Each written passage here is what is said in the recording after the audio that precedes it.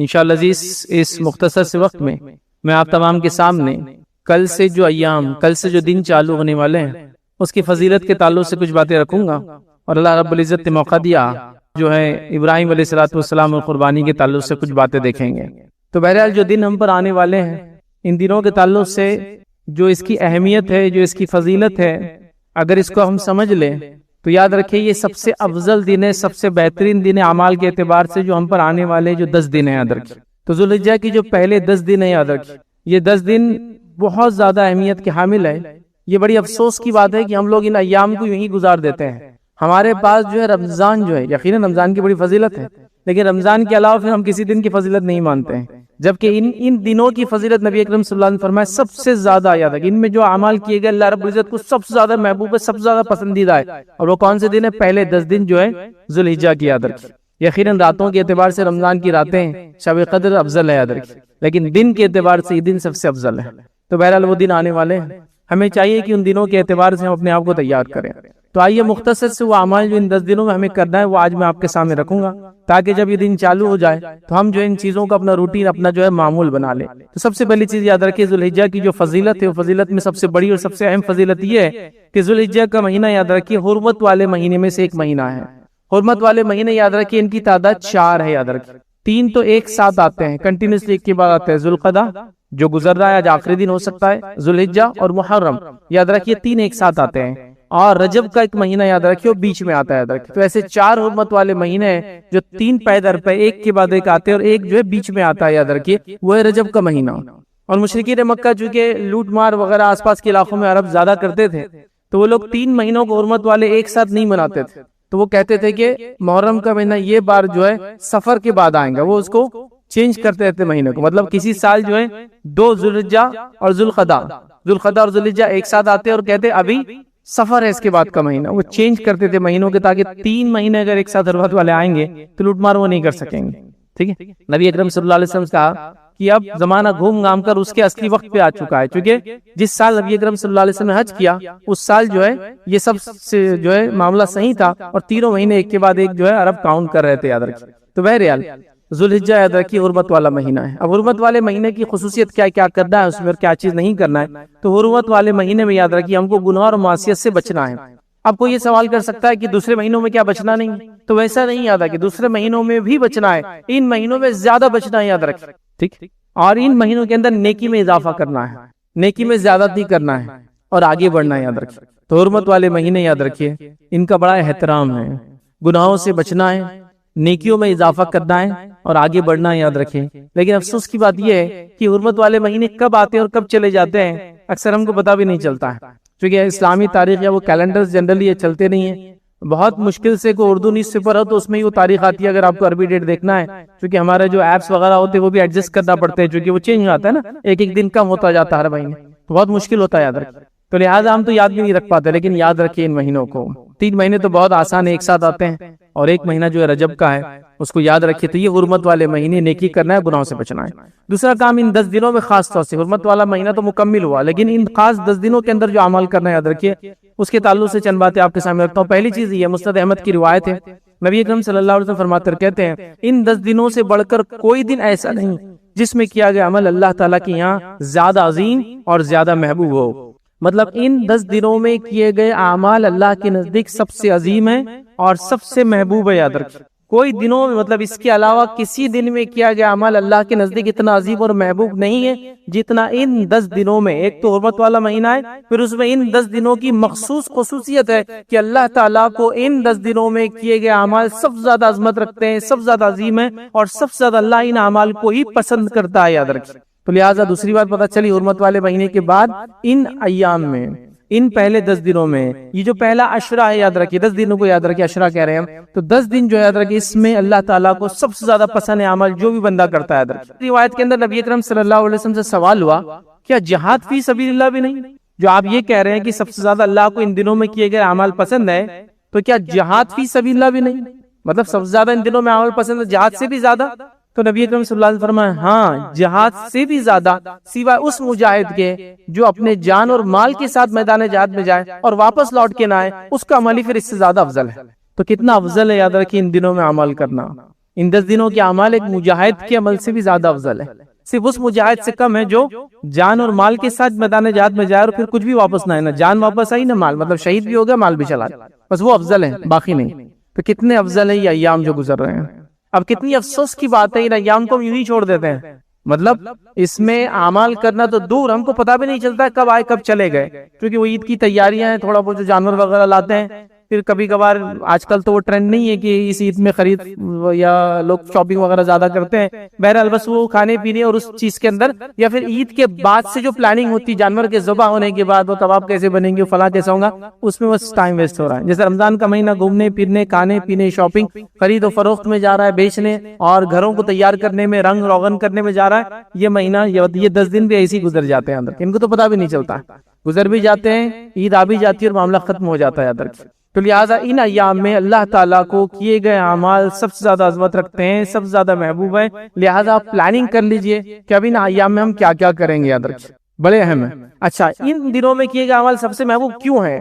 اس کے تعلق سے علامہ ابن کثیر رحمہ اللہ لکھتے ہیں، بہت بہترین قول ہے، یاد رکھیے، وہ کہتے ہیں کہ یہ وہ ایام ہیں جن کے اندر 5 عبادتیں مل جاتی ہیں، اور ان دنوں کے علاوہ یہ 5 عبادتیں سال میں کبھی نہیں ملتی ہے۔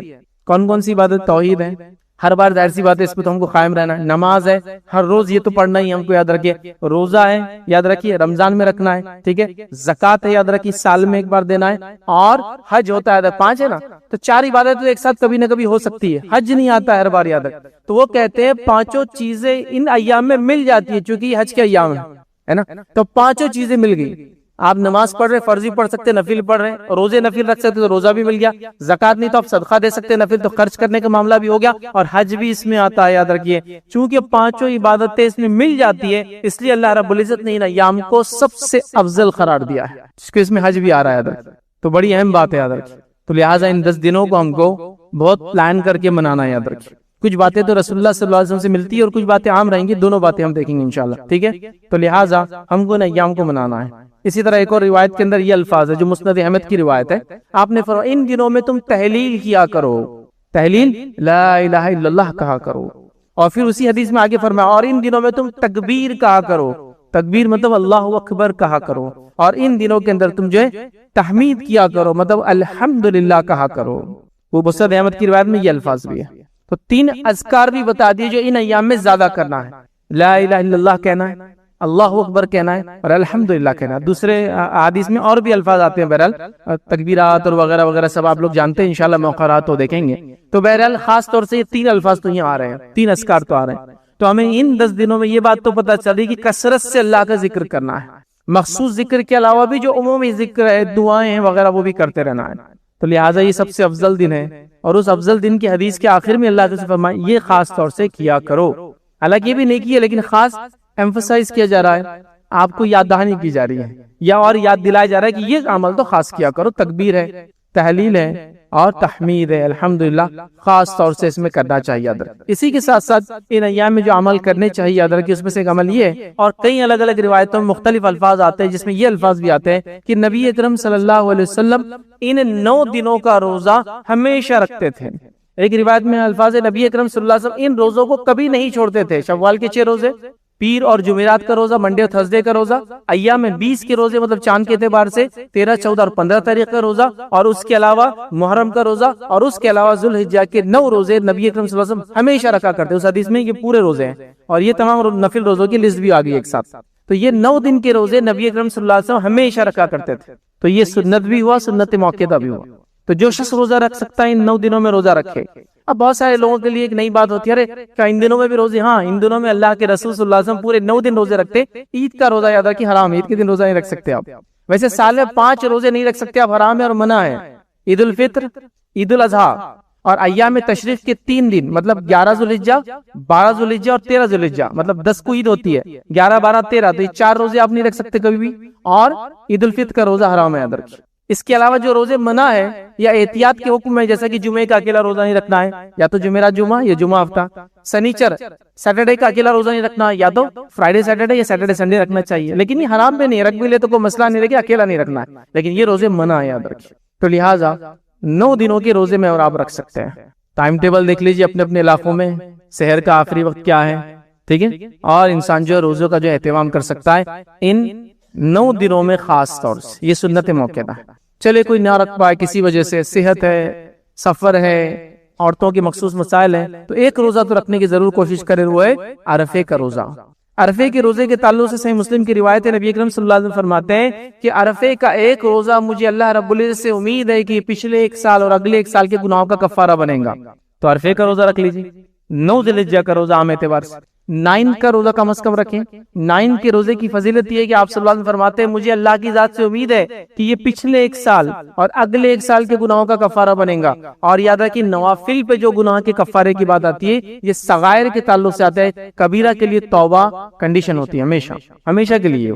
کبیرہ گناہ کے لیے توبہ کنڈیشن ہی. صغائر نماز، نفل روزہ، وضو کرنے سے، ہے نا، نیکی کرنے سے اچھائی وہ معاف ہوتے رہتے ہیں. تو اس میں یہ بھی ہوتا ہے. تو 1 سال کے پچھلے گزر چکا اور 1 سال کے اگلے، ایک روزہ 2 سال کے گناہوں کا کفارہ ہے. اور محرم کا جو ایک روزہ ہے وہ 2 روزے ہے وہ 1 سال کے گناہ کا کفارہ ہے. 9-10 اور اگر 9-10 محرم کا نہ رکھ سکے آپ تو 10-11 اور اس کی فضیلت ہے وہ 1 سال کے پچھلے 5 گناہوں کا کفارہ ہے.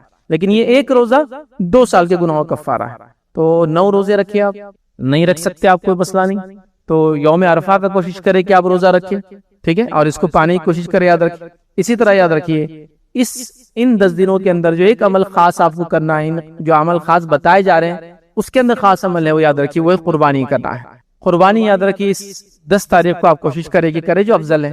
10 کو نہ ہو سکے تو اس کے بعد کے ایام میں بھی آپ کر سکتے ہیں، یاد رکھیں. لیکن 10 کو خاص طور سے قربانی کرے کیونکہ ان 10 دن میں کیے گئے عمل اللہ کو سب سے زیادہ محبوب ہے. تو کیوں نہ 10ویں دن ہی قربانی کر دی جائے. اور نبی اکرم صلی اللہ علیہ وسلم 10ویں دن ہی قربانی کرتے، مطلب عید کے دن ہی قربانی کرتے. اس کو یوم النحر کہتے ہیں، قربانی کا دن نہیں ہے. یوم عرفہ 9 کو کہتے ہیں، اس کو یوم النحر کہتے ہیں، ٹھیک ہے. پھر ایام تشریق شروع ہو جاتے ہیں اس کے بعد. تو لہٰذا ہم 10 کو قربانی کریں. اور 10 کے دن یاد رکھیے خون بہانے سے زیادہ افضل کوئی عمل نہیں. یاد رکھیے اللہ کے رسول فرماتے ہیں 10 کے دن سب سے افضل عمل خون بہانا ہے، مطلب قربانی کرنا ہے. بات یاد رکھیے. اور اسپیسیفک ورڈ ہے، یاد رکھیے کیا ہے، خون بہانا. سب زیادہ پسند ہے. مطلب کیا ہے؟ مطلب یہ نہیں ہے کہ آپ صدقہ کر دے قربانی کے بدلے کہ چلو جانور کتنے کا آ رہا ہے 10,000 کا تو میں 10,000 صدقہ کر سکتا ہوں. نہیں، خون بہانا ہے. قربانی اس سینس میں دینا ہے، پیسے خرچ کر کے نہیں، جانور کو ذبح کر کے.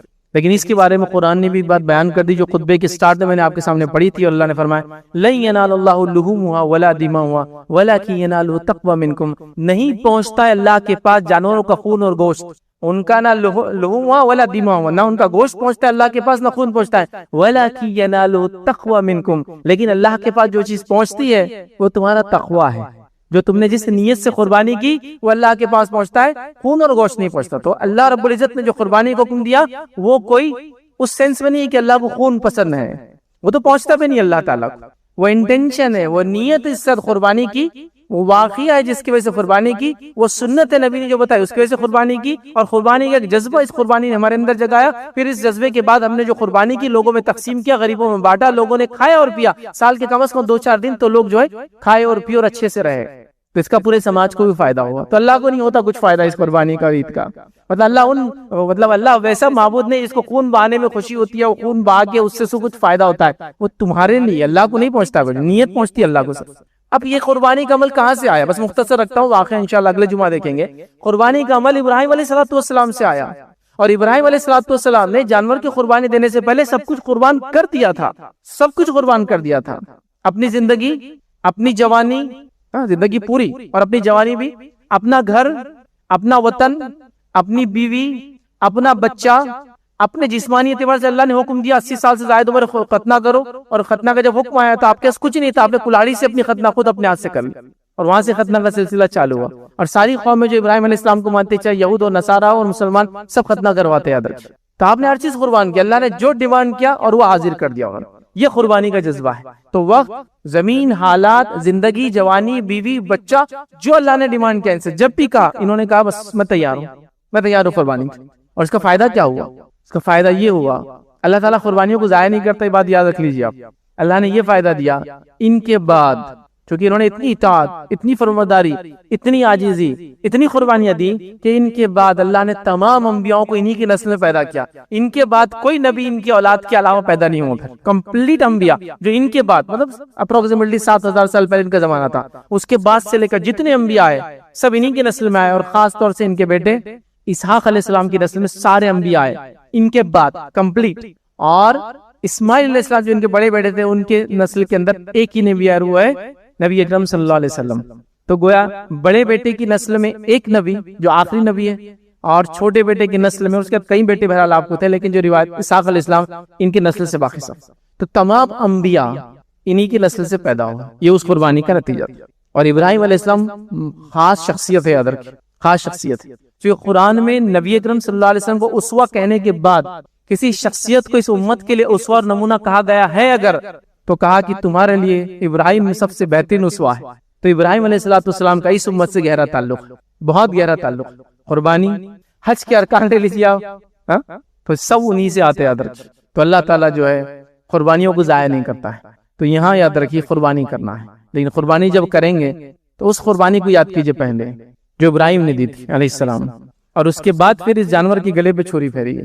ہم لوگ کیا کر رہے ہیں؟ رسمی طور سے قربانی کر رہے ہیں. جانور لایا، اس کے بعد جانور کو رکھا، پالا. گھر کے حالات آج کل شہر کے ماحول نہیں، حالات ایسے نہیں ہے کہ لاگے پالے بھی، چونکہ چھوٹے چھوٹے گھر کہاں رکھیں گے جانور. تو بہرحال قربانی کے دن ہی خریدا، ذبح کیا اور معاملہ ختم ہو گیا. اور جو ایڈوانس لا کے رکھ رہے ہیں تو وہ قربانی کے چارے پہ لڑ رہا ہے، جانور نے کھا لیا. تو کسی کو جانور کی خلا سے مطلب، آپ دیکھیے قربانی کا ذرہ برابر بھی سبق اس سے سیکھ نہیں رہے، لیکن جانور برابر ذبح ہو رہا ہے، سبق نہیں سیکھا گیا اس سے. تو میں کہوں گا کہ قربانی بھی کیجئے، لیکن ساتھ میں اس واقعے کو یاد کیجئے کہ جو چھری پھیرنا یہ کنکلوژن ہے آخری. اللہ کو نہ خون پہنچ رہا ہے نہ گوشت پہنچ رہا ہے، تو وہ نیت کیا تھی جو پہنچانا ہے؟ وہ خالص دل سے قربانی کرنا ہے، اور ساتھ میں اس قربانی کو یاد کرنا ہے جس کی وجہ سے یہ قربانی ہم کو بتائی گئی ہے، اور وہ ابراہیم علیہ السلام کی سنت، ان کا طریقہ. اور یہ آخری قربانی جو عظیم قربانی اللہ ابراہیم علیہ السلام نے دی تھی، یہ اسی کا نمونہ ہے. کیا تھی آخری عظیم قربانی آپ کی؟ اللہ تعالیٰ نے بیوی کو کہا جس سے اولاد ہوئی، کہا لے جا ایک ایسی جگہ چھوڑ دو چٹیل میدان ہے جو جھاڑ بھی نہیں اگتا ہے، غیر ذی زرع. یہ دعا ہے ابراہیم علیہ السلام نے جب کی تھی کہ اللہ میں اپنی اولاد کو چھوڑا ایسی جگہ جہاں کچھ زرع نہیں ہوتی، اگتا نہیں ہے کچھ، وہاں چھوڑ دو. چھوڑ دیا، کوئی نہیں وہاں، دودھ پیتا بچہ اور بیوی. خیر وقت نہیں واقعہ ختم ہوا. اب بچہ چلنے پھرنے کی عمر ہوا، بچہ سمجھداری کی عمر کو ہوا، بچہ ایسی عمر ہوا کہ جب اس سے کوئی سوال کیا ہے تو جواب دے سکتا ہے، جو بھی عمر رہی ہوں گی 6 7 8 جو بھی سال اس عمر میں ہو، تو اللہ نے پھر جاؤ اس کو قربان کر دو. ایک اولاد ہے 80 سال سے زیادہ کی عمر میں ہوئی ہے، اور اتنی بڑی قربانی ڈیمانڈ کی جا رہی. ابراہیم علیہ السلام نے نتھنگ، کچھ بھی نہیں سوچا، سیدھا پہنچے، اسماعیل کو لیا اور چلے. جب لے کر چلے تو راستے میں کہتے ہیں اپنے بیٹے سے بات کرے، چونکہ بیٹا اس عمر میں تھا کہ بات چیت کی جائے، سمجھدار تھا، جواب دے سکتا تھا. کہا کہ میرے بیٹے میں خواب دیکھتا ہوں، اور خواب میں کیا دیکھتا ہوں؟ انی اذبحک، کہ میں تجھے ذبح کر رہا ہوں، فانظر ماذا تری، اب تو بول کیا کروں میں تیرے ساتھ. یہ میں نے خواب دیکھا اور میں اس میں دیکھ رہا ہوں میں تجھے ذبح کر رہا ہوں. اب بیٹا جانتا تھا باپ نبی ہے، والدہ کی تربیت تھی، یاد رکھیے، چونکہ ابھی ابراہیم علیہ السلام گھر نہیں رہتے تھے، وہ کہیں اور تھے، بیوی بچے کہیں اور تھے، لیکن یہ ماں کی تربیت تھی. بیٹا کیا جواب دیتا ہے؟ یا ابتی تفعل ما تؤمر، اے میرے والد جو آپ کو حکم ہو رہا ہے کر گزریے، ستجدونی انشاءاللہ من الصابرین، آپ انشاءاللہ مجھے صبر کرنے والوں میں پاؤں گے، کر دیجئے مجھے قربان.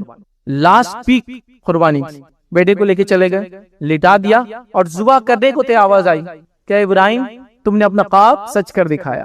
خواب میں دکھایا گیا تھا، اور نبی کے خواب سچے ہوتے ہیں، خواب سچ کر دکھایا، اور اس کو اللہ تعالیٰ نے وفدیناہ بذبح عظیم، اللہ نے اس کو چینج کر دیا ایک دوسرے ذبیحہ سے. جو بھی دمبا بکرا آ گیا تھا اس کو ذبح کر دیا. وہاں سے اللہ رب العزت نے اس عمل کو آنے والے لوگوں کے لیے باقی رکھ دیا، کیونکہ ابراہیم نے الٹیمیٹ قربانی دے دی تھی، اب اس سے زیادہ کچھ نہیں ہو سکتا تھا. اللہ کو انسانی قربانی نہیں چاہیے تھی، یہ ابراہیم کا ٹیسٹ تھا، یہ ان کی آزمائش اور امتحان تھا جس میں وہ کامیاب ہو گئے. تو دیکھیے قیامت تک اس عمل کو ہم دہرا رہے. تو میں کہہ رہا ہوں قربانی کیجیے جانور کی، ساتھ میں ابراہیم کو یاد رکھتے ہوئے کیجیے وہ ساری قربانیاں، وقت، ملک، گھر، بیوی، بچہ، سب کچھ قربان ہے نا. وہ پورا لسٹ کہاں سے شروع ہو رہی ہے آپ کو؟ جب سے آپ نے اللہ نے آسمان و زمین کی آپ کو دکھائی ملکیت، وہاں سے شروع ہوا آپ کا.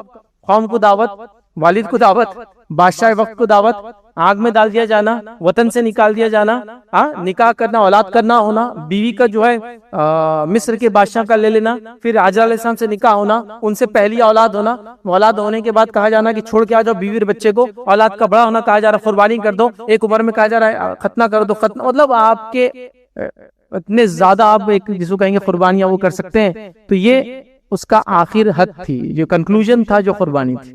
تو اللہ کے لیے صرف قربانی مت کیجیے، اس جذبے کو یاد رکھتے ہوئے کہ اللہ میں ریڈی ہوں، میں تیار ہوں تیری راہ میں ہر چیز قربان کرنے کے لیے، جیسا تیرے خلیل، تیرے دوست ابراہیم علیہ السلام نے کی. ابراہیم علیہ السلام کو کیا کہتے ہیں؟ خلیل الرحمن، اللہ کے دوست. خلیل جو ہوتا ہے یاد رکھیے انسان کا وہ دوست جو خاص دوست ہوتا ہے اس کو خلیل بولتے ہیں. اور یہ صرف ایک ہو سکتا ہے، دو نہیں ہوتے ہیں کبھی. اللہ کے رسول صلی اللہ علیہ وسلم فرماتے ہیں اے ابوبکر اگر میں اللہ کو اپنا خلیل نہ بناتا تو میرا خلیل ہوتا. پھر اس سے پتا چلا خلیل ایک ہی ہو سکتا ہے کوئی، کہ اللہ کو اگر میں خلیل نہیں بناتا اپنا خاص دوست تو ہی میرا دوست ہوتا. تو خلیل الرحمن کہا جاتا ہے. ابراہیم خلیل اللہ بھی بولتے ہیں نا، اس وجہ سے بولتے ہیں یہ اللہ کے دوست تھے. اور ایسے دوست جو ایک ہی ہوتا ہے پھر انسان کو دوسرا نہیں ہو سکتا. ویسے باقی کئی دوست ہو سکتے ہیں لیکن یہ خاص ہوتا ہے، رازدار، جس کی ہر بات کو آپ مانتے ہیں، وہ آپ کی بات کو مانتا ہے، قربانی کے لیے ریڈی، وہ ہوتا ہے خلیل. تو بہرحال ابراہیم علیہ السلام کو کئی لقب ملے، خلیل اللہ ہے، خلیل الرحمن ہے. اسی طرح ان کا ایک لقب ابو الانبیاء، انبیاءوں کے باپ ہے وہ، چونکہ ان کی بات سارے انبیاء ان کے نسل میں آئے. تو لہٰذا بہرحال قربانی کیجیے اور قربانی ہی کیجیے. پیسے کی بات مت کیجیے، صدقہ کرنا وہ الگ سے کیجیے جو کرنا. خرم بہانا یہ الگ عمل ہے، یہ چھوڑا نہیں جا سکتا چونکہ حالات ایسے گزر رہے ہیں. لوگ آپ کو کہہ رہے بھائی یہ کیا خون بہانے کا تہوار تمہارا، وہ سب باتیں آپ چھوڑ دیجیے. قربانی کی کیا فائدے ہیں انسانیت کو، انسانی نسل کو، اور پورے معاشرے کے ایک سسٹم جو چل رہا ہے اس کو، وہ آپ پڑھ لیجئے. اکنامیکلی کیا بینیفٹس ہوتا فارمرز کو، پرانے جانور اور نئے جانور کی نسلیں کیسی آگے بڑھتی. بہرحال وہ ہے کسی کی بات سن کر یا کسی سے ڈر کر آپ قربانی کا عمل نہ چھوڑیں، یہ افضل عمل ہے. دوبارہ قربانی کریں، ٹھیک ہے. تو یہ عمل ہم کو جو ہے کرنا ہے، تکبیرات کرنا کہنا یاد رکھیے. 10 دن سب سے افضل ہے، ہم نے یہ دیکھا. ہم کو روزہ رکھنا یاد رکھیے، اس کے بعد ہم کو جو ہے قربانی کرنا یاد رکھیے. اور قربانی کے ساتھ ساتھ ایک عمل خاص آپ یاد رکھیے، جو شخص قربانی کا ارادہ کرے، جو بھی شخص قربانی کرنے کا ارادہ رکھ رہا ہے وہ یہ کام نہ کرے.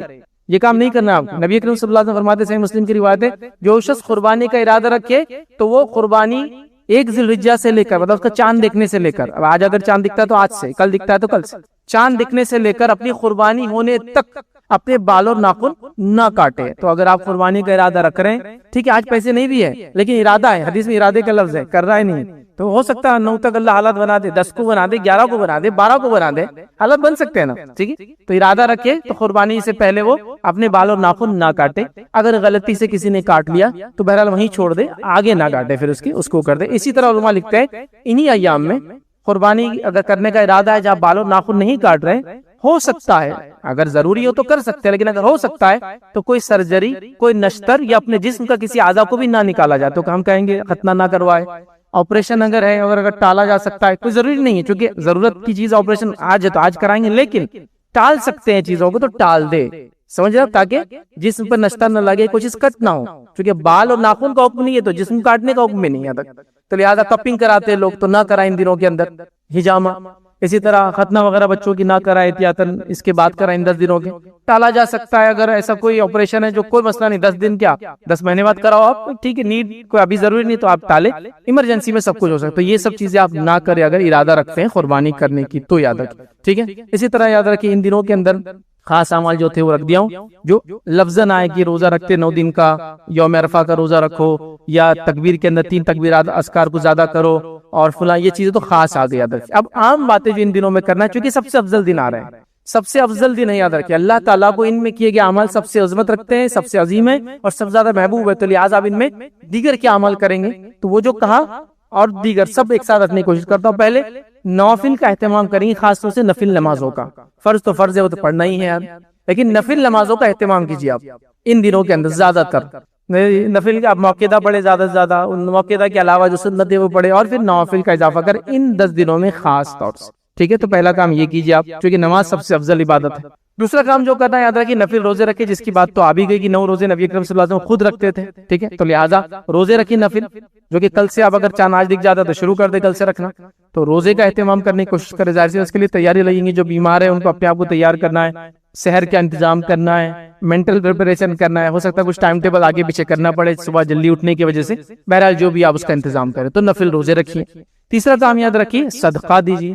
اگر کسی نے زکات نہیں دی تو ان دنوں میں زکات بھی دے دی. رمضان میں کچھ لوگ دیتے ہیں تو اس میں بھی دے سکتے ہیں آپ، لیکن صدقے کا خاص اہتمام کریں، اس لیے کہ صدقہ یاد رکھیے یہ نفل مالی عبادت. تو آپ صدقہ دیجیے. اردو میں خیرات بھی بولتے ہیں ہمارے پاس، خیرات میں خیر لانے والی چیز، ویسے صدقہ عربی کے اندر. تو صدقہ دیجیے، فرض صدقہ زکات، نفل صدقہ صدقہ. تو فرض صدقہ زکات ہوتا ہے یاد رکھیے، ٹھیک ہے، تو لہذا صدقہ ہے تو صدقہ دیجیے.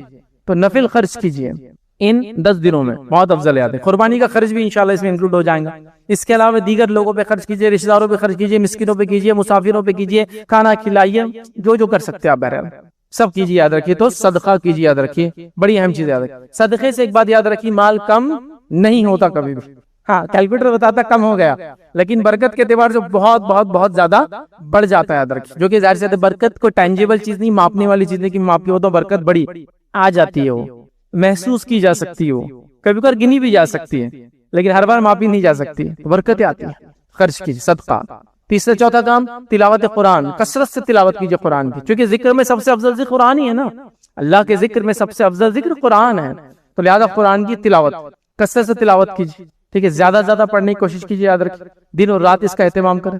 پانچواں کام جو کریں گے، یاد رکھیے، دعاؤں کا اہتمام، خاص دعاؤں کا، چونکہ سب سے افضل ایام ہے اور دعا عبادت ہے، ٹھیک ہے، تو دعا کیجیے، اور دعا وہ عبادت، وہ عبادت، اللہ کے رسول نے فرمایا دعا وہ عبادت، تو دعا کیجیے کثرت سے، اپنے لیے کیجیے، دوسروں کے لیے کیجیے۔ اور دعاؤں کے لیے خاص بات بتاتا ہوں آپ کو، اگر اپنے لیے کوئی دعا قبول کروانا چاہتے ہیں تو اس کا سب سے بیسٹ فارمولا ہے دوسروں کے لیے وہی دعا۔ اب قربانی جو ہے کون کرے، یہ بات معلوم ہو کہ جو کر سکتا ہے کرے، اب کتنی کرے، یہ بھی ایک سوال بہت آتا ہے لوگوں سے کہ بھائی ہم کتنی قربانی کرے، ایک آدمی کیا کرے، جیسا کہ اکثر جو بات ہوتی ہے کہ ایک گھر میں جتنے کمانے والے اتنے لوگ قربانی کرے، ٹھیک، بہرحال اصل مسئلہ کیا ہے، تو یاد رکھ لیجئے، ایک گھر کی طرف سے اگر ایک قربانی بھی کر دی جائے، مطلب ایک حصہ، تو سب کی طرف سے کفایت کر جاتا ہے۔ ترمذی کی روایت ہے جس میں آپ صلی اللہ علیہ وسلم کی حدیث ہے، ابو ایوب انصاری اس حدیث کے راوی، انہوں نے فرمایا کہ اللہ کے رسول صلی اللہ علیہ وسلم کے زمانے میں، بلکہ واقعی یوں ہوا کہ وہ ایک مرتبہ گزرنے لگے اور تابعین تھے، کچھ تابعین تھے، تابعین کو دیکھا آپ نے، تابعین قربانی کرتے تھے، تو کہا کہ تم جس طرح سے آج قربانی کرتے ہو، ہم اس دور میں ایسی قربانی نہ کرتے، کیونکہ تابعین جب اس زمانے تک مال و دولت بہت آ گئی تھی تو ہر تابعین ایک قربانی کرتا اپنی طرف، تو کہا ویسا ہم نہیں کرتے، اللہ کے رسول صلی اللہ علیہ وسلم کے زمانے میں ہم اپنی طرف سے اور اپنی گھر والوں کی طرف سے ایک بکری ذبح کرتے ہیں۔ تو انہوں نے کہا کہ اب ایوب انصاری رضی اللہ عنہ فرماتے ہیں کہ ہم اللہ کے رسول صلی اللہ علیہ وسلم کے زمانے میں اپنی طرف سے اور اپنے گھر والوں کی طرف سے ایک بکری ذبح کرتے ہیں۔ تو اصل مسئلہ یہ ہے کہ ایک گھر کی طرف سے ایک قربانی، ٹھیک، آپ کو اللہ نے استاد دیا، آپ زیادہ کرنا چاہتے کیجئے، کہ اللہ کے رسول صلی اللہ علیہ وسلم نے ایک مرتبہ 100 اونٹ بھی ذبح کیے، مطلب 1000 حصے، ایک مرتبہ آپ نے عید پر 100 اونٹ بھی ذبح کیے، مطلب 1000 حصے ہوتے ہیں، ایک اونٹ میں چونکہ 10 حصے ہوتے ہیں، لیکن آپ نے ایک بھی وہ کیا، ایک بکرا بھی ذبح کیا آخر میں، جو کہ بہرحال انشاءاللہ تفصیلات آگے آئیں گی۔ تو اصل مقصد بتانے کا یہ ہے کہ ایک حصہ کفایت کر جائے گا، ایک جانور، مطلب اگر مینڈی ہے بکری ہے تو ایک جانور، اور اگر مینڈی اور بکری نہیں ہے تو ایک حصہ بھی بڑے جانور میں آپ اور آپ کے پورے گھر کی طرف سے کفایت کر جاتا ہے، یہ بات یاد رکھیے۔ اب بہت سی مرتبہ لوگ بولتے نہیں، ایک کمانے والے کے حساب سے ایک گھر کے مرد کے حساب سے ایک عورت، مطلب ایک گھر میں 10 لوگ ہیں تو 10 حصے، اور اتنی طاقت نہیں ہوتی تو آدمی بولتا پھر جانے دو یار، یہ چھوڑی دو، تو وہ قربانی نہیں کرتا۔ ایک گھر میں اگر ایک کمانے والا ہے تو وہ ایک حصہ پوروں کی طرف سے کفایت کر جاتا ہے، یاد رکھیے۔ اگر 2 کمانے والے ہیں، چونکہ دونوں کو اللہ نے استطاعت دی ہے، دونوں کرے، اور اللہ نے دونوں کو اور استطاعت دی ہے تو 2 حصے ڈالے، استطاعت زیادہ دی ہے تو ایک اونٹ ذبح کرے، 10 اونٹ ذبح کرے، کس نے روکا ہے؟ لیکن ایک حصہ بھی کفایت کر جاتا ہے، ٹھیک۔ اب اکثر یہ ہوتا ہے کہ ہر شخص ایک حصہ ڈالے، ٹھیک ہے، قربانی یہ جانور بھی چلے، بہت سی بار لوگ غلط باتیں بتا دیتے ہیں، تو میں ہمیشہ کہتا ہوں کچھ لوگوں کا مقصد آپ کی قربانی نہیں ہوتا ہے، کچھ لوگوں کا مقصد آپ کی قربانی نہیں ہوتا ہے، بس اس کا چمڑا ان کو چاہیے، اب آپ کیسا بھی جانور لائے بس جلدی ذبح کر کے چمڑا میرے پاس، میرا مقصد ہے۔ کچھ لوگوں کا مقصد قربانی نہیں ہے آپ کی، آپ کا چمڑے پہ صرف نظر ہے، تو آپ کو کچھ بھی کاٹنے لگائیں گے، کچھ بھی کرنے لگائیں گے، بس وہ چیز ہم کو مل جائے جو ہمارا کام ہے، وہ چمڑا لے لے، اس کو کوئی پرواہ نہیں آپ کی قربانی کیسی ہو رہی ہے، لنگڑا لولا، سب کو جواب دیتے ہیں اور فتاوے بھی ایشو کر دیتے ہیں کہ بھائی یہ درست ہے۔ حتیٰ کہ ایک مرتبہ ایک آنکھ کا اندھا جانور ہے اور وہ کسی نے فتوا دے دیا درست ہے، فتوا بھی لے کر آیا بازار میں، درست ہے، اس لیے کہ پیدا ہوا تو آنکھ والا تھا، بولے بعد میں اندھا ہوا تو چلتا، سبحان اللہ، شریعت میں کہیں بھی حکم نہیں۔ ہاں یہ ہے آپ نے خریدا تھا تب اچھا تھا، لاتے وقت اندھا ہو گیا، گاڑی میں چڑھا ہے تو آنکھ لگ گئی، جانور نے جانور کو مار دیا، آنکھ پھوڑ دیا، تب درست ہے، تب لنگڑا بھی درست ہے، تب لولا بھی درست ہے، تب اندھا بھی درست ہے، تب کانا بھی درست ہے، کہ تو آپ نے خریدنے کے بعد نقص آیا، خریدتے وقت کوئی نقص جائز نہیں ہے۔ تو یاد رکھیے ایسے لوگوں سے اپنے آپ کو بچائیے، پہلی چیز تو آپ جو ہے اپنی طرف سے اور اپنے گھر والوں کی طرف سے ایک حصہ بھی ڈالے تو انشاءاللہ وہ کفایت کر جاتا ہے۔ لیکن اللہ نے استطاعت دی ہے تو سب الگ الگ کریں، بہت دولت دی ہے تو 7 حصے ایک جانور پورا لے لے، 10 جانور ذبح کریں، لیکن اگر ایک بکری بھی آپ ذبح کرتے اپنے اور اپنے گھر والوں کی طرف سے وہ کفایت کر جائیں گے انشاءاللہ، ٹھیک۔ اب آئیے اسی طرح جو ہے قربانی کی بہرحال حکمت اور فضیلت کیا رہی ہوں گی، تو میں نے وہ چیز تو آپ کے سامنے بیان کر دی کہ حکمت یہ ہے کہ مومن قربانی کا جذبہ سیکھے، اللہ کی راہ میں قربان کرے اپنا وقت، اپنی جان، اپنا مال، تمام چیزیں، ٹھیک۔ اور اللہ کو نہ قربانی کا مال پہنچتا ہے، نہ اس کا جو ہے خون پہنچتا ہے، نہ اس کا گوشت پہنچتا ہے، بلکہ ہمارا تقوی اللہ کو پہنچتا ہے، جس ڈر کے ساتھ اللہ کی راہ میں اس جانور کو ہم اسلامک بلیف کے تعلق سے ہم جو چیزیں دیکھ رہے تھے اس میں ہم نے پچھلے 9 کڑیاں 9 ایپیسوڈ یا 9 سیریز کا 9 حصے ہم دیکھ چکے ہیں، اور آج جو ہے ایک 10th پارٹ میں آپ لوگ جمع ہوئے ہیں، 10واں آج کا حصہ رہیں گا، جس کے اندر توحید اور شرک اس مضمون اس ٹاپک کے اوپر ہم اور فردر آگے بڑھیں گے، اور کچھ اس کی باریکیوں کو اور کچھ اس کے اندر پائی جانے والی خرابیوں کو ہم دیکھتے چلے جائیں گے۔ ہم نے شروعات میں یہ چیز دیکھی تھی کہ توحید کو سمجھنا جتنا ضروری ہے اس کا الٹ بھی سمجھنا اتنا ہی ضروری ہے، چونکہ الٹ سمجھنے سے، کسی چیز کی ضد سمجھنے سے وہ چیز کو سمجھنا اور آسان ہوتا ہے۔ اور توحید کا تو معاملہ ایسا ہے کہ جہاں اللہ رب العزت نے قرآن میں اپنے ایک ہونے، اپنی وحدانیت کی، اپنی عبودیت کی، اپنے الہ ہونے کی، اپنے حاکم ہونے کی بات بار بار کہی، اسی کے ساتھ ساتھ فوراً معبودان باطلہ جس کو کہتے ہیں، وہ چیزوں کی جن کی اللہ کے علاوہ عبادت ہوتی ہے، ان کا رد بھی اللہ رب العزت کرتا چلا گیا ہے، یاد رکھیں۔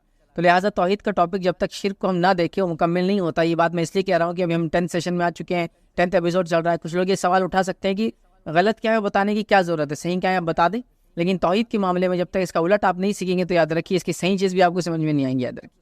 تو لہٰذا جب توحید اللہ کو ایک ماننا ہے تو شرک کیا ہوتا ہے، مطلب پھر اس کا شریک کرنا کس کو کہتے ہیں، اس کی ڈیٹیلز بھی جاننا اتنا ہی ضروری جتنا توحید کو جاننا ضروری ہے، یاد رکھیے، ٹھیک ہے۔ تو لہٰذا ہم اس کو دیکھتے چلے جائیں۔ اس سے پہلے بھی میں ایپیسوڈز کے اندر کچھ جو ہے ڈسکلیمر جس کو بولتے ہیں یا کلیریفیکیشن برحال دیتا رہا ہوں کہ یہ جو ٹاپک ہم جو ریکارڈ کر رہے ہیں، یہ اس کے ریکارڈ کرنے کا مقصد قطعاً یہ نہیں ہے کہ مسلمان کے کسی طبقے، کسی فرقے، کسی جماعت یا کسی گروہ کو جو ہے ہم برا بھلا کہیں یا اس کو جہنمی یا اس کو جو ہے خراب ثابت کریں یا اس کی برائی بیان کریں یا کسی کے خلاف یہ ٹاپک ریکارڈ نہیں ہو رہا ہے۔ یہ ٹاپک کا خالص مقصد یہ ہے کہ مسلمانوں کو عقیدہ توحید کیا سمجھایا جائے اور شرک کی برائیاں کیا اور شرک کیا ہوتا ہے وہ سمجھایا جائے۔ اسی طرح جو نان مسلم ہمارے غیر مسلم بھائی بہن اس کو دیکھتے ہیں ان سے بھی گزارش کروں گا، اس ٹاپک کا مقصد یہ ہے کہ ہم لوگوں کو ہماری بلیف کیا ہے، ہمارا فیتھ کیا ہوتا ہے، ہماری بلیف کیا ہوتی ہے وہ ہم بتائیں۔ اس کا مقصد قطعاً کسی کے عقیدے کو، کسی مذہب کو برا کہنا اس کا مقصد نہیں ہے، کیونکہ ہر مذہب کی کوئی شکشا ایسی ہوتی ہے جو دوسرے مذہب کے اندر اس کے خلاف پایا جاتا ہے، ٹھیک ہے۔ لیکن جب ہم وہ چیز کو بتا رہے ہیں کہ ہمارے اندر کیا ہے تو اس کا ہرگز یہ مقصد نہیں ہے کہ ہم آپ کے خلاف بات کر رہے ہیں، تو کہ اس ٹاپک کو اپنے خلاف نہ سمجھے اور قطعاً اس سے کسی کلپ کو یا کسی پارٹ کو جو کمیونل جو ایشوز کے لیے یا خامخواہ کے مذاہب کے اندر جو ہے برائی کو پھیلانے کے لیے قطعاً استعمال نہ کرے، بلکہ اس کو ہولسٹکلی اوور آل اس کو دیکھے تو انشاءاللہ عزیز ایشور اچھا سے آپ کو بات سمجھ میں آئیں گی، یاد رکھیں۔ تو یا تو آپ دیکھیں تو اس کا آدر کریں، اس کی رسپیکٹ کریں، اور آپ کو پسند نہیں ہے تو میں گزارش کروں گا اس سیریز کو آپ بند کر دیں، زیادہ غور سے نہ سنیں نہ دیکھیں، اس لیے کہ آپ کو بات جس کو میں کہوں گا جو میرا مقصد ہے سمجھانے کا، اگر اس سے الٹ چیزیں سمجھ میں آ رہی ہے تو آپ اس کو نہ دیکھنا آپ کے لیے بہرحال بہتر ہے۔ چلیے اس ڈسکلیمر کی بات جو ہم آگے بڑھتے ہیں اور اپنے سیریز کے جو 10th پارٹ کی طرف ہم بڑھتے ہیں، اور اس کے اندر جو ہم دیکھیں گے وہ جو شرک کا پارٹ ہم نے شروع کیا تھا، توحید کی شروعات میں ہم نے معنی کیا ہوتا ہے اس کے تعلق سے ڈیٹیلنگ دیکھی، لیکن اب ہم شرک کو سمجھ رہے ہیں اور توحید کو بھی ہم آگے دھیرے دھیرے اس کے ساتھ سمجھتے جائیں گے۔ لیکن جہاں ہم نے شرک کے کچھ پارٹس 3-4 پارٹس تک دیکھا، اس کے بعد ہم نے توحید کے اقسام دیکھتے چلے آ رہے ہیں، اور مختلف قسم کے جو شرک ہمارے سماج میں، ہمارے سوسائٹی میں، ہمارے کلچر میں، ہمارے ٹریڈیشنز میں، ہمارے ماحول میں، ہمارے علاقوں میں پائے جاتے ہیں، میں وہ رکھتا چلا جا رہا ہوں، جس میں تعویذ، من کے تاگے، داغے، سیپی، کوڑی اور اس کے بارے میں، اور پتھر اور جھاڑ اور پہاڑ، زندہ اور مردہ کے تعلق سے ہم نے تفصیلات دیکھی۔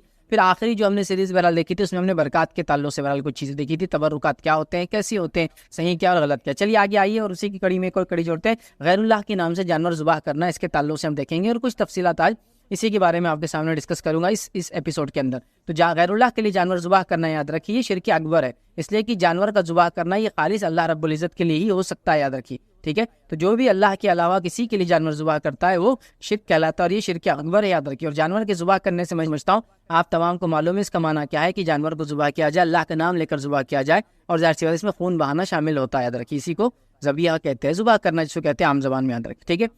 تو غیر اللہ کے لیے جانور ذبح کرنا یاد رکھیے یہ شرعاً جو حرام ہے اور یہ شرک ہے اور یہ شرک اکبر ہے، اس لیے کہ جانور کو ذبح کرنا یہ عبادت ہے، یاد رکھیے۔ اور کسی بھی عبادت کو اللہ کے علاوہ اگر ہم کریں گے تو یہ شرک ہو جائیں گے، یا کسی عبادت کو اللہ کے علاوہ کریں گے کسی اور کی نزدیکی حاصل کرنے کے لیے یہ بھی شرک ہوتا ہے، یاد رکھیے۔ ان چیزوں کو ہم سمجھیں، اور شرک اکبر اور شرک اصغر کے تعلق سے کچھ باتیں ہم بہت ڈیٹیل میں پہلے دیکھ چکے ہیں، اور بھی آپ کو سمجھنا ہے تو آپ پچھلے ایپیسوڈز کو دیکھیں۔ بہرحال چلیے آگے بڑھتے ہیں۔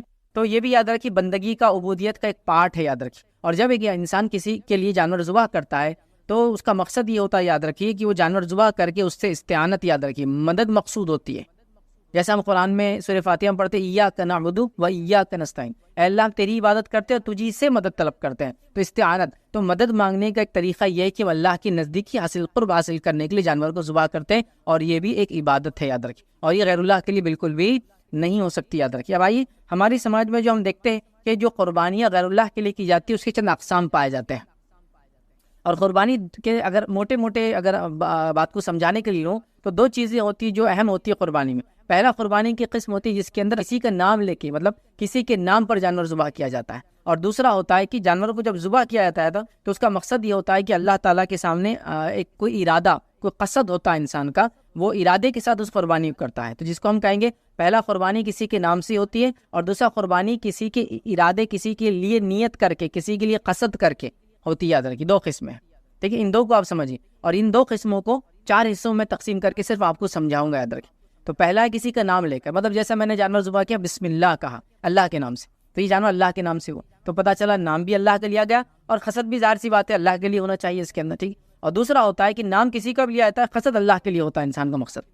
تو یاد رکھیے، تو قربانی کی ایک کرنے کی ہم کہہ سکتے 2 وجہ ہے کہ ایک نام لے کر انسان کرتا ہے کسی کا، اور ایک قصد کے ساتھ کرتا ہے، اور دونوں میں مقصد یہ ہوتا ہے کہ اس شخصیت کو، اس کو راضی کرے۔ یاد رکھیے اسلام میں یاد رکھیے ہم صرف قربانی اللہ کے لیے کر سکتے ہیں، دیگر کے لیے قربانی کرنا جائز نہیں، حرام ہے، شرک اکبر ہے۔ یاد رکھیے۔ اب آئیے، قربانی کی پہلی قسم یہ ہوتی ہے کہ ہم اللہ کا نام لیتے ہیں اور اللہ کے لیے قصد کرتے ہیں، مطلب قربانی میں نام بھی اللہ کا لیا گیا، اور ارادہ، قصد، انٹینشن، نیہ بھی یہ تھی کہ اللہ کے لیے چیز کی جا رہی ہے۔ یاد رکھیے، اور یہ اصل توحید ہے، یہ قسم اصل توحید ہے۔ یاد رکھیے، اس کے علاوہ جتنی چیزیں آئیں گی وہ یاد رکھیے شرک کی قسم ہے، ٹھیک ہے۔ تو پہلی قسم یاد رکھیے، اور یہ اصل توحید ہے کہ اللہ کے نام سے جانور ذبح ہو، اللہ کی نیت، اللہ کا قصد، اللہ کا ارادہ، اس کی خوشنودی، اس سے قرب حاصل کرنا، اس کے لیے یاد رکھیے، اور یہ توحید ہے، یہ پہلی قسم۔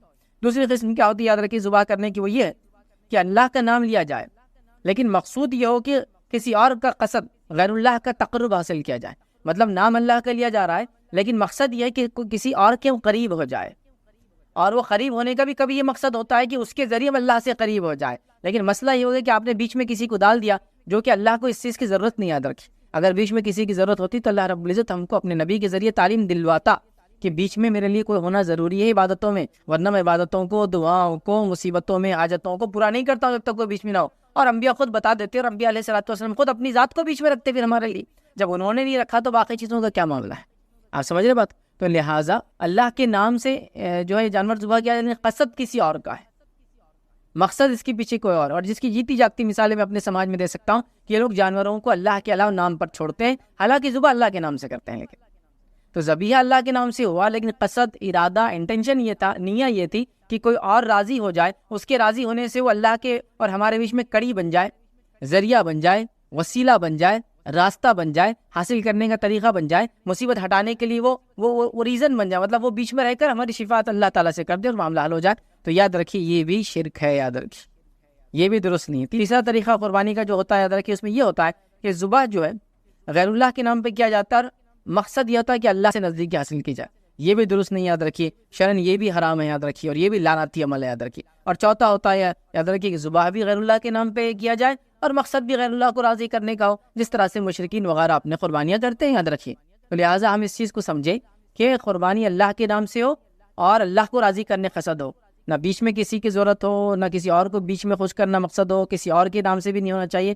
تو یاد رکھیں یہی خالص توحید ہے ایسی قربانی، اس کے علاوہ دیگر جو قربانیوں کے طریقے لوگ اختیار کرتے ہیں وہ درست نہیں۔ یاد رکھیے گو کبھی کبھار ہوتا ہے کہ نام اللہ کے لیا جاتا ہے، لیکن مقصد انٹینشن یہ ہوتا ہے کسی اور کو راضی کیا جائے، پھر وہ راضی ہو کہ اللہ رب العزت کو اس کے بدلے میں راضی کرتا ہے، جس کے لیے اس بکرے، اس جانور کو کسی کے نام پر چھوڑا جاتا ہے، پھر اس کو مخصوص دنوں تک پالا جاتا ہے، پھر ایک مخصوص مقام پہ جا کے جو کہ کسی زندہ یا مردہ انسان کے، چرند پرند کے، یا کسی اور بے جان اور جاندار چیز کے بنانے کا، موت کا یا پیدائش کا دن ہوتا ہے، وہاں لے جایا جاتا ہے، تمام لوگ مل کر وہاں جمع ہوتے ہیں، پھر اللہ کے نام سے ذبح ہوتا ہے، لیکن مقصد ہے کہ کسی اور کا قرب حاصل کرے، پھر سب لوگ اس کو کھاتے ہیں، یہ شرعاً جائز نہیں، یاد رکھیں یہ حرام ہے، اور یہی شرک ہے، یاد رکھیں یہی شرک ہے۔ کہ آگے ہم کچھ تفصیلات انشاءاللہ عزیز اور ڈیٹیل میں جو ہے دیکھیں گے، ٹھیک ہے۔ اب اللہ رب العزت قرآن میں کیا فرماتا ہے دیکھیے، اللہ فرماتا ہے سورہ انعام سورہ نمبر 6 آیت نمبر 121 میں اللہ فرماتا ہے، کہتا ہے اور ایسے جانوروں میں سے مت کھاؤ جن پر اللہ کا نام نہ لیا گیا ہو، اور یہ کام کرنا نافرمانی کا ہے، اور یقیناً شیاطین اپنے دوستوں کے دل میں ڈالتے ہیں تاکہ، مطلب یہ وہی کرتے تاکہ یہ تم سے جو ہے جدال کریں، اور اگر تم ان لوگوں کی اطاعت کرنے لگو تو یقیناً تم مشرکوں میں سے ہو جاؤ گے۔ تو اللہ رب العزت نے فرمایا وَلَا تَأْكُلُوا مِمَّا، کہ ان چیزوں کو مت کھاؤ جن پر اللہ کے علاوہ کسی اور کا نام لیا جاتا ہے، اور مشرکین جو ہے شیاطین ان مشرکوں کے دل میں بات ڈالتے ہیں، ٹھیک ہے، اپنے اولیاء کے دل میں وہی کرتے ہیں، ان تک میسج پہنچاتے ہیں، ان کے دل میں بات ڈالتے ہیں، اور اللہ رب العزت فرما رہا ہے کہ تم ان کی اطاعت نہ کرو اور صرف اللہ کی اطاعت کرو، ٹھیک ہے۔ تو یہاں اللہ رب العزت نے اس چیز کی وضاحت کی کہ اللہ کے علاوہ جن چیزوں کا نام لیا جاتا ہے جن جانوروں پر، ان کا کھانا ہمارے لیے درست نہیں ہے، اور نبی اکرم صلی اللہ علیہ وسلم کو اس چیز سے منع کیا گیا۔ آئیے دوسرے مقام پہ اللہ کیا فرماتا ہے، جو کہ بڑی مشہور اور معروف آیت ہے۔ اللہ فرماتا اور کہتا ہے، یہ بھی جو ہے سورہ انعام کی آیت 162 اور 163 ہے، جس میں اللہ نے فرمایا قل ان صلاتي ونسكي ومحياي ومماتي لله رب العالمین لا شریک له وبذلك امرت وانا اول المسلمین۔ اللہ فرماتا اور کہتا ہے آپ فرما دیجئے کہ بالیقین میری نماز، میری ساری عبادت اور میرا جینا اور میرا مرنا یہ سب خالص اللہ تعالیٰ کے لیے ہے، جو سارے جہانوں کا مالک ہے، اس کا کوئی شریک نہیں، اور مجھ کو اسی کا حکم ہوا ہے اور میں سب سے پہلے ماننے والوں میں سے ہوں۔ تو یہاں اللہ کے رسول صلی اللہ علیہ وسلم حکم ہوا قل ان صلاتی، یقیناً میری نماز، و نسکی، اور میری قربانیاں۔ تو یہاں اللہ رب العزت نے نماز کے بعد نسک کی قربانی کا حکم دیا یا قربانی کے بارے میں تذکرہ کیا۔ اس سے پتہ چلا قربانی اللہ تعالیٰ کی عین عبادت ہے، یاد رکھیے، چونکہ بہت سارے لوگ قربانی کو یہ ثابت کرنے پہ تلے ہوتے ہیں کہ اللہ کی سیدھی عبادت نہیں ہے، تو لہٰذا غیر اللہ کے لیے کی جا سکتی ہے۔ لیکن یاد رکھیے اللہ نے کیا فرمایا اپنے نبی کو، قل کہہ دیجیے ان صلاتی کی نماز بے شک، و نسکی اور میری قربانیاں، و محیائی اور میرا جینا، و مماتی اور میرا مرنا للہ رب العالمین، یہ تمام کے تمام جو ہے اس اللہ کے لیے سارے عالم کا رب ہے۔ تو یہاں بھی دیکھیے قربانی کا تذکرہ آ گیا۔ اسی طرح سورہ کوثر میں اللہ رب العزت نے کیا فرمایا، فصلی لربک وانحر، اے نبی صلی اللہ علیہ وسلم تو آپ اپنے رب کے لیے نماز پڑھیے اور قربانی کیجیے، آپ اپنے رب کے لیے نماز پڑھیے اور قربانی کیجیے۔ تو نماز کے ساتھ دیکھیے قربانی کا تذکرہ، اس سے پہلے بھی نماز کے ساتھ جو ہے قربانی کا تذکرہ آیا، تو پتہ چلا قربانی بھی اللہ رب العزت کی عبادت ہے۔ اب آئیے ایک صحیح مسلم کی روایت ہے، روایت تعلق میں 4 لوگوں پہ لعنت ہے، میں ایک ہی رکھوں گا تاکہ تفصیلات میں ہم نہ جائیں۔ علی رضی اللہ عنہ فرماتے ہیں اور کہتے ہیں نبی اکرم صلی اللہ علیہ وسلم نے فرمایا کہ مجھے 4 باتیں بتائی گئی ہے کہ اللہ تعالیٰ نے ان 4 لوگوں پر لعنت کی ہے۔ 4 باتیں بتائی گئی، اس میں پہلا فرمایا لعنت کی اللہ نے شخص پر جو کاٹے جانور کو سوا اللہ کے اور کسی اور کے لیے، مطلب اللہ تعالیٰ نے لعنت کی اس شخص پر جو جانور کو ذبح کرے اللہ کے علاوہ کسی اور کے لیے۔ اور ظاہر سی بات ہے لعنت کا معنی ہوتا ہے، لعنت ایک قسم کی بد دعا ہے جس میں اللہ کو یہ کہتے ہیں کہ اسے تمام خیر سے محروم کر دے۔ جب میں کسی کو کہوں گا لعنت ہے تجھ پر، اس کا معنی اللہ تجھے خیر سے، بھلائی سے محروم کر دے۔ اور ظاہر سی بات ہے وہی کام انسان کو خیر اور بھلائی سے محروم کر سکتی جو کبائر میں سے ہو، یاد رکھیے بڑا گناہ، اور یہ تو یاد رکھیے شرک ہے۔ تو اللہ کے رسول صلی اللہ علیہ وسلم نے اس حدیث کے مطابق لعنت کی اس شخص پر جو غیر اللہ کے لیے جانور ذبح کرے۔ اب جو میں نے کہا تھا کہ غیر اللہ کے لیے جانور ذبح ہو رہا، اللہ کے نام سے ہو رہا، لیکن قصد کسی اور کا ہو، ارادہ کسی اور کا ہو، جگہ کوئی ایسی طے کر کے آپ کریں، مقام اور ایک وقت آپ کوئی طے کر لے، سمجھ رہا، جو کہ شریعت نے نہیں بتایا، شریعت نے بتا دیا عقیقہ کا ایک وقت ہے آپ اس کے لیے کر رہے ہیں، قربانی کا ایک وقت ہے ان ایام میں آپ کر رہے ہیں، لیکن جہاں نہیں بتایا، گائیڈ لائنس نہیں دی آپ، لیکن مخصوص کر کے خاص کر کے اس کو کرنے کی کوشش کرتے ہیں، ٹھیک ہے، اور اس کا مقصد یہی ہوتا ہے کہ اللہ کے لیے، نام اللہ کا ہوتا ہے، لیکن ایک جگہ طے کر لی جاتی ہے، وہاں کوئی ایک چیز بنی ہوتی ہے جس میں کوئی زندہ انسان یا کوئی فوت شدہ انسان ہوتا ہے، پھر اس کے پاس ایک مخصوص وقت میں، چاہے اس کی پیدائش کا یا اس کے انتقال کا وہ دن ہوتا ہے، یا کوئی ارادہ جو آپ نے کر رکھا ہے کہ میں اللہ کے نام سے فلاں جگہ پہ قربانی کروں گا، حالانکہ وہاں لوگ آ کر غیر اللہ کے لیے قربانی کرتے ہیں، غلط کام کرتے ہیں، تو ایسی جگہ پہ قربانی نہیں ہوتی، چونکہ قربانی کی عبادت ہے۔ یہاں ایک روایت دیکھیں جس کے اندر غیر اللہ کے نام پہ قربانی کی گئی اور اس کا نتیجہ کیا ہوا وہ ہم دیکھتے ہیں۔ روایت کا علماء کا کلام ہے، ضعیف ہے، اور یہ امام بہقی نے اس بات کو روایت کیا شعب الایمان میں، اور جو ہے طارق بن شہاب رضی اللہ عنہ اس کے راوی فرماتے ہیں اور کہتے ہیں سلمان فارسی رضی اللہ عنہ نے کہا ایک شخص ایک مکھی کی وجہ سے جنت میں گیا اور ایک شخص ایک مکھی کی وجہ سے جو ہے جہنم پہنچا۔ لوگوں نے کہا وہ کیسے؟ آپ نے فرمایا 2 آدمیوں کا ایک قوم پر گزر ہوا جس کا ایک بت تھا، وہ کسی کو وہاں سے چڑھاوا چڑھائے بغیر گزرنے کی اجازت نہ دیتے تھے۔ ان لوگوں نے ان میں سے ایک سے کہا چڑھاوا چڑھاؤ، اس نے کہا میرے پاس چڑھانے کے لیے کچھ بھی نہیں ہے۔ انہوں نے کہا تمہیں جو ہے یہ کام ضرور کرنا ہوگا، خواہ ایک مکھی کیوں نہ چڑھاؤ، مطلب ضروری تم کو ایسے گزرنا ہے تو یہ کرنا ہوگا۔ اس نے ایک مکھی چڑھاوا چڑھا دی، ان لوگوں نے اس کا راستہ چھوڑ دیا اور اسے آگے جانے کی اجازت دے دی، وہ اس مکھی کے سبب جہنم میں پہنچ گیا، ٹھیک ہے۔ انہوں نے دوسرے سے کہا تم بھی کوئی چڑھاوا چڑھا دو، اس نے کہا میں تو اللہ کے سوا کسی کے واسطے کوئی چڑھاوا نہیں چڑھاؤں گا، انہوں نے اسے قتل کر دیا، یاد رکھیے، اور یہ شخص جو ہے سیدھا جنت میں پہنچ گیا۔ تو پتہ چلا ایک مکھی کے غیر اللہ کے نام پر چڑھانے کی وجہ سے، قربانی دینے کی وجہ سے ایک انسان جہنم رسید ہو گیا، اور دوسرے انسان نے غیر اللہ کے نام پر ایک مکھی بھی نہ چڑھائی جس کے نتیجے میں وہ جنت میں چلا گیا چونکہ اسے مار دیا گیا۔ اب کوئی یہ سوال کر سکتا ہے کہ یار یہ تو جبرن ہوا، اس کو کہا گیا کہ ہم راستہ نہیں چھوڑیں گے، جانے نہیں دیں گے، تو زبردستی میں تو کوئی کام ہو جائے تو شریعت اس کو معاف کرتی ہے، لیکن یہ واقعہ پچھلی شریعتوں میں سے ہے اور ہو سکتا ہے اس کے اندر اس معاملے میں یہ گنجائش نہ رہی ہوں گی کہ مجبور بھی کر دیا جائے تو انسان ایسا کرے۔ جیسا کہ ہم بہت ساری باتیں جانتے ہیں، موسیٰ علیہ السلام کے زمانے میں ہم جانتے ہیں اللہ تعالیٰ نے ایک فکس مقام رکھا تھا، صرف نماز وہیں ہوتی تھی، اور ایک فکس جگہ تھی جاتا کہ وہیں قبول ہوتی تھی، اور وضو کے لیے پانی کنڈیشن ہی تھا، لیکن اس امت کے لیے کیا ہوگا، تیمم کی سہولت دی گئی اور ساری زمین کو سجدہ گاہ بنا دیا گیا سوائے قبرستان اور جو ہے بیت الخلاء کو چھوڑ کر، ہے نا. تو شریعتیں بدلتی ہیں. تو یہ پچھلی شریعت کیا، تو کوئی اب اس سے یہ نہ کرے ارے یہ تو زبردستی تھا، زبردستی کسی سے کرایا جائے تو یہ کیوں. اس شریعت کے اندر یاد رکھیے یہ معاملہ طے تھا کہ زبردستی مطلب کوئی فورس بھی کرے تو آپ یہ کام نہیں کریں گے شرک والا. نتیجتاً اس کو قتل کر دیا گیا، نتیجتاً وہ جنت میں چلا گیا چونکہ اللہ رب العزت نے اس کو اس کا بدلہ عطا فرما دیا. یاد رکھیے. تو لہٰذا یہاں اس سے بات واضح ہوئی غیر اللہ کے نام پر قربانی نہیں کی جا سکتی اور یہ بہت سنگین جرم ہے اور بہت بڑا گناہ. یاد رکھیے. اب آئیے آگے ہم بڑھتے ہیں. غیر اللہ کے نام پہ ذبح کے اندر ہم یہ دیکھتے ہیں، یاد رکھیے ہم ایسی جگہ بھی اللہ کے نام پہ جانور ذبح نہیں کر سکتے جہاں غیر اللہ کے نام پر جانور ذبح کیا جاتا ہے. یاد رکھیے جس کے بارے میں کچھ ایکسپلینیشن میں پہلے رکھ چکا ہوں تھوڑا سا آگے. تو وہ باتیں ہم دیکھتے ہیں کہ ایسی جگہ، ایسا مقام جہاں آپ اللہ کا نام لے کے تو کر رہے ہیں لیکن وہاں غیر اللہ کے نام پہ لوگ جانور ذبح کرتے ہیں، جس سے ہوتا یہ ہے کہ مشابہت قائم ہوتی ہے، جس